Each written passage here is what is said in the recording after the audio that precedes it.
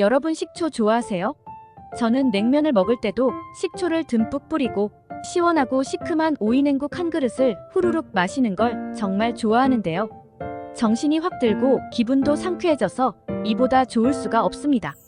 식초는 무려 7,000년의 역사를 지닌 세계에서 가장 오래된 조미료 중 하나로 기원전 5,000년 세계 4대 문명 중 하나였던 고대 바빌로니아에서는 식초가 인류 최초의 약품이자 항생제, 항균제 및 방부제로 널리 쓰였다는 기록이 발견되기도 했습니다. 의학의 아버지 히포크라테스 역시 식초의 항균작용의 효과를 이용해 다양한 질병을 치료했는데 일례로 가래를 없애고 호흡을 편하게 만드는 치료를 하기 위해 환자들에게 꿀과 식초를 섞어 마시게 했다고 합니다. 우리의 신체는 활동량이 많아질수록 근육이 에너지를 생성하는 과정에서 생성되는 부산물인 젖산이란 피로물질이 만들어져 피로를 느끼게 되는데요. 이때 식초에 함유된 초산, 구연산, 아미노산, 호박산 등 60여 종의 유기산이 젖산의 생성을 억제하는 동시에 인체에 무해한 물과 탄산가스로 분해해서 근육통과 피로를 해소하는 데 큰 도움을 줍니다. 또한 식초는 면역력 강화에 중요한 역할을 하는 글루타치온의 농도를 올리고 면역세포인 백혈구의 활동을 향상시켜 면역력을 높여주기도 하며 식초의 주성분인 아세트산은 암세포의 증식을 억제하고 암세포의 사멸을 유도하는 것으로 알려져 있습니다. 이 밖에도 염증 감소, 혈당 조절, 심혈관 질환 예방, 해독 작용 등 많은 이점을 주는 식초는 이제는 정말 우리에게 빠질 수 없는 식품이 되어버렸는데요. 하지만 이렇게 몸에 좋은 식초도 어떤 음식과 어떻게 먹느냐에 따라서 내 몸에 보약이 될 수도 반대로 독이 될 수도 있다고 합니다. 이번 시간에는 식초를 먹었을 때 독이 되는 최악의 경우와 이와 반대로 식초를 언제, 어떻게 먹어야 가장 큰 효과를 볼 수 있는지 함께 알아보겠습니다. 식초가 독이 되는 경우 첫 번째는 음용식초를 마시는 것입니다. 식초가 당뇨와 같은 성인병을 예방하고 체중 감량에도 좋다고 알려지면서 석류나 블루베리 등 과일이 함유된 음용식초를 마트에서 많이들 구매하시는데요. 그러나 음용식초의 성분표를 잘 살펴보시면 당 성분이 생각보다 많이 들어간 것을 확인할 수 있습니다. 음용식초 특성상 물에 희석해 마신다 하더라도 끊임없이 건강에 지적을 받아온 콜라나 사이다와 당 성분이 크게 차이가 나지 않는 것을 확인할 수 있습니다. 건강을 위해 먹었던 것이 오히려 혈당을 올리고 살을 찌우는 결과가 나올 수도 있는 것인데요.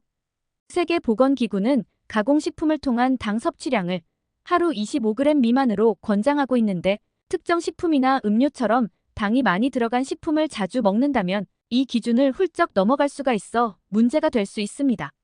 식음료 업계 관계자는 과거 TV 다이어트 프로그램 등에서 음용식초가 살을 빼는데 도움을 주는 제품인 것처럼 여러 번 노출되면서 일부 소비자들은 음용식초를 다이어트 식품으로 오해하는 경우가 있는데 이 제품은 어디까지나 음료일 뿐이라면서 음용식초를 마시며 다이어트를 하는 고객들은 마시기 전 당 함유량을 꼭 확인해야 한다고 조언하기도 했습니다.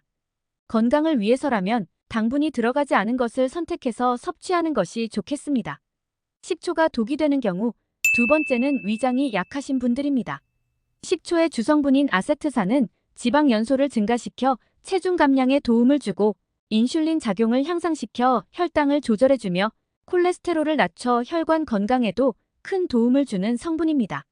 하지만 이 아세트산 성분은 피부와 점막을 손상시킬 만큼 생각보다 강한 산도를 가지고 있기 때문에 위가 약하신 분들, 특히 위염이나 위궤양, 십이지 장염 같은 염증성 질환을 앓고 있는 분들은 식초 섭취 시 주의가 필요한데요. 미국 식이요법 학회에서 발표된 논문에 의하면 사과 식초가 건강에 좋다고 알려져 이것을 알약으로 만들어서 판매를 했더니 이 알약을 먹은 후 목과 가슴에 심한 통증을 동반한 부작용이 나타났다고 합니다. 또한 핀란드의 한 논문에서도 식초를 음료수인 줄 알고 마셨던 79명의 어린이에게 내시경 검사를 했더니 그중 20명에게서 식도 화상이 발견됐다고 하는데요. 식초가 체내에 끼치는 영향은 식초의 농도, 섭취량, 섭취 방법 등에 따라 다르겠지만 이처럼 위장이나 식도 등의 점막이 오랜 기간 동안 지속적으로 손상을 입게 된다면 만성적인 손상이 오면서 점막 세포 자체가 변형을 일으켜 암으로도 발전할 수 있기 때문에 각별한 주의가 필요합니다. 특히 식도의 경우 입이나 위장과 다르게 통점이 없어 손상을 입어도 쉽게 알아차리지 못한 채 자신도 모르게 계속해서 손상을 입히는 경우가 발생하기 때문에 각별한 주의가 필요합니다. 따라서 식초는 원액으로 드시는 것은 절대 금물이며 물에 타서 드실 때는 식초와 물의 비율을 최소 1대 10 정도로 희석해서 드시는 것이 좋고 식초의 하루 섭취량은 30ml를 넘기지 않도록 해야 합니다. 식초가 독이 되는 경우 세 번째는 치아가 안 좋으신 분들입니다. 흔히 오이냉국이나 냉면 같은 음식에 식초를 곁들여서 많이들 드시는데요. 식초를 뿌리는 이유는 건강상 이점도 있지만 강력한 살균력으로 식중독을 예방하기 위한 것도 있죠. 하지만 이렇게 식초가 들어간 음식들을 자주 섭취하다 보면 강한 산성에 의해 자칫 치아를 부식시킬 수 있는데요. 강한 산도에 의해 입안의 산도가 pH 5.5 이하로 떨어지면 치아 겉면이 부식되면서 치아 속 칼슘이 빠져나와 이가 시린 증상이 나타나고 충치가 발생하기 쉬워지며 심할 경우 치아 자체가 침식될 수도 있습니다. 식초가 들어간 음식을 한두 번 섭취한다고 해서 큰 문제가 되지는 않겠지만 만약 이러한 음식을 자주 섭취한다면 치아 건강에 분명 악영향을 끼칠 수 있습니다. 따라서 식초가 들어간 음식을 자주 섭취하는 분이라면 식초의 양을 아주 소량만 넣도록 하고 섭취 후에는 반드시 물로 입안을 헹궈내는 것이 좋습니다. 만약 물에 식초를 타서 드시는 분들은 빨대를 사용하여 마시는 것도 좋은 방법이 됩니다.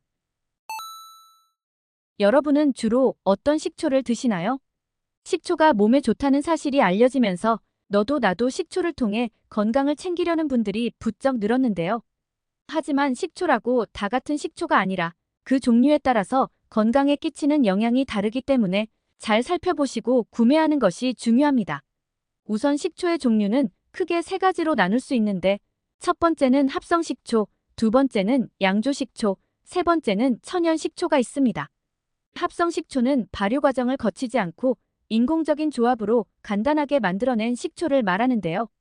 대표적으로 빙초산이 있으며 제조 원가가 저렴하면서도 산도를 자유롭게 조절할 수 있다는 장점이 있으나 여기에는 석유 정제물인 합성 아세트산을 음용수에 희석해서 감미료, 조미료 등으로 맛을 낸 것입니다. 따라서 우리가 생각하는 식초의 영양 성분을 기대하기 어려울 뿐만 아니라 산도도 강해서 건강 안전성 문제 등으로 인해 요즘에는 거의 쓰지 않는 식초입니다. 다음으로는 양조식초입니다. 아마 가장 많은 분들이 사용하는 식초가 아닌가 싶은데요.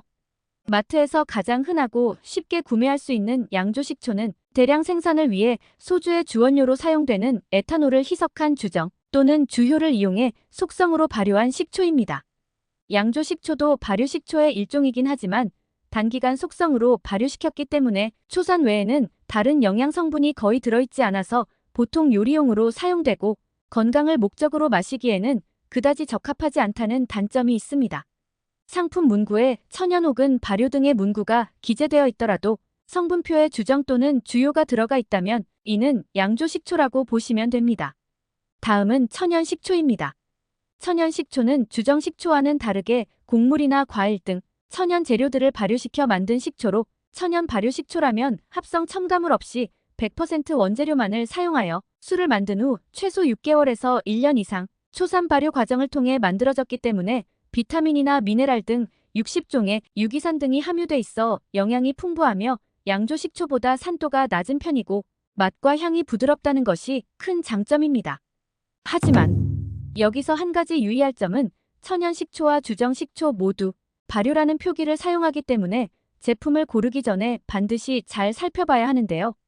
제품 이름에 과일이나 곡물이 표기되어 있더라도 성분표에 주정이 주요가 들어가거나 정제수와 원재료 외에 향을 내기 위한 합성 착향료 또는 발효 영양원 등 다른 첨가물이 들어가 있다면 천연 발효 식초라고 볼 수 없습니다.